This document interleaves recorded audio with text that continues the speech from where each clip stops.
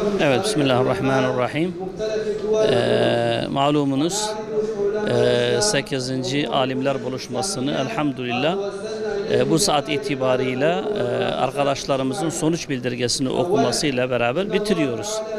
Her şeyden önce bize bu günü de gösteren, bu nimetini de bahşeden Yüce Allah'a sonsuz hamdü senalar olsun.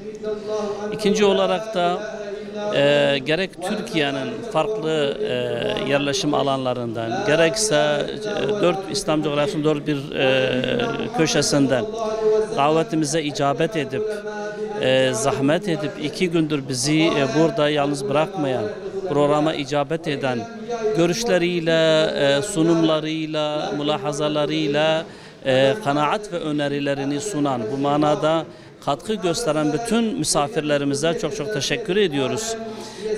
Rabbim hayırlara vesile etsin inşallah ve daha güzel programlarla halkımızın huzuruna çıkmayı bizlere nasip etsin. Evet, sizin de ifade ettiğiniz gibi artık bütün yapılan beyanatların neticesi olarak sonuç bildirgesi Arapça, Kürtçe ve Türkçe olarak hem misafirlerimiz huzurunda bütün dünya kamuoyuna iletilmek üzere paylaşılıyor ve inşallah Teala hepimiz bunu daha çok insanlara ulaştırmanın gayreti içerisinde olacağız. Çünkü önemli mesajlar var. Bu mesajlarımız başta Kudüs meselesi, sizin de bildiğiniz gibi bu konuyla ilgili alimlerimizin, ulemanın, Müslümanların görevlerine dair mesajlar verildi. Sonuç bildirgesinde bu var. Kur'an'a yapılan saygısızlıkla ilgili alimlerin vazifeleri hususu var. Yine aynı şekilde aileye yönelik yapılan saldırılar, ailenin tahrip edilmesine yönelik yapılan hücumlarla ilgili mesaj var. Gençliğimizin üzerinde yapılan manevi oyunlar, bu hususta şeyimiz var. Yani sonuç bildirgemizde değindiğimiz konulardan birisi bu. Aynı şekilde gençlerimizin İslami hassasiyetin kazandırılması için dikkat edilmesi gereken dille ilgili uyarılar var bu hususta. Mesajlar var.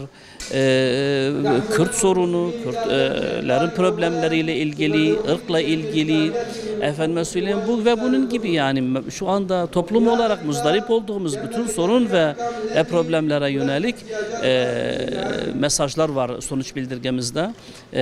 Şu anda ilan edildiği gibi. Tabii ki bu tespitler, bu mesajlar çok çok önemlidir. Bunların yerini bulmasını temenni ediyoruz. Ve hakikaten bütün sorun ve problemlerimizin Müslümanların İslami bir bilinçlenme ile hal olabileceğini düşünüyoruz. Mesajlarımız bu minvalde, buna benzer mesajlarımız oldu. Allah-u Teala tamamına erdirsin. Rabbim hayırlı neticeler nasip etsin. Tabii biz burada sadece konuşmakla kalmıyor. Misafirlerimizle diyaloglarımız, ziyaretlerimiz devam edecek. Burada söylenenlerin somutlaştırılması için de kısa, orta ve uzun vadeli inşallah çalışmalarımız devam edecektir. Yani biz burada programı bitirdik diye işimiz bitmedi. Konuştuklarımızın arkasında durarak yine misafirlerimizle inşallah zaman zaman bir araya gelecek ve bu konuşulanları somutlaştırma üzerinde çalışmalarımız olacaktır.